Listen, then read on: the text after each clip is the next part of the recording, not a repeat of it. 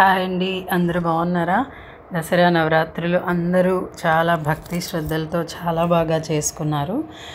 అయితే అప్పుడు అమ్మవారికి శారీ డ్రేపింగ్ చేయడం కొంతమంది అడిగారు, కానీ నాకు టైం లేక చేయలేదు.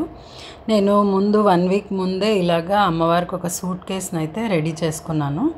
అంటే రోజుకొక బ్లౌజ్ పీస్, అంటే ఏ రోజు ఆ రోజు కలర్స్ మనము కడతాం కదా అమ్మవారికి, అది నేను ఒకటి ఫాలో అవుతాను. అది రాసుకుని కలర్స్ ప్రకారం రోజుకొక బ్లౌజ్ పీస్ని అయితే నేను ఇలాగా రెడీ చేసుకున్నాను అనమాట. పింక్, ఎల్లో, రెడ్, తర్వాత గ్రీన్, పర్పుల్, ఇలాగా రోజుకొక కలర్స్ బ్లౌజ్ పీసెస్ని అయితే మన దగ్గర ఉన్నవి మనం చీరలు కుట్టించుకోవాల్సినవి కూడా కట్ చేసి, కొన్ని అయితే మామూలు పెట్టిన బ్లౌజ్ పీసెస్, ఇంకా మా ఫ్రెండ్, తర్వాత మా అమ్మగారివి, మా అత్తగారివి, ఇలాగా ఏవి బాగుంటే అవి మంచిగా నేను సెలెక్ట్ చేసి పెట్టుకున్నాను.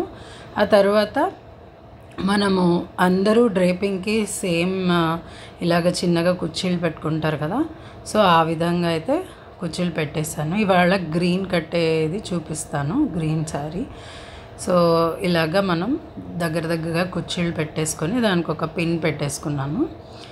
ఈ విధంగా నేను ఈసారి అయితే మా పూజా మందిరంలోనే అమ్మవారికి అయితే చక్కగా డెకరేషన్ చేసుకొని అమ్మవారిని కూర్చొని పెట్టుకున్నాను. ఇలాగా 2 చెంబులు పెట్టుకొని దాని నిండా బియ్యం పోసేసి కదలకుండా అమ్మవారికి 2 ఈక్వల్గా ఉండేటట్టు చూసుకొని బ్లౌజ్ పీస్ని మధ్యలో ఒక తాడు వేసి ఆ చెంబుకి గట్టిగా కట్టేశాను. దానికి ఈ విధంగా కుర్చీలను అయితే నీట్గా సెట్ చేసుకున్నాను. ఆ తర్వాత ఒక చిన్న లేస్ని మధ్యలో వడ్డాణంలాగా కట్టేశాను అనమాట. అప్పుడు మనకి కుర్చీళ్ళు సెట్ చేసుకోవడానికి చాలా బాగుంటుంది. ఈ విధంగా నేను అమ్మవారికి అయితే చీర అయితే కట్టేశాను ఒక చిన్న బ్లౌజ్ పీస్తో.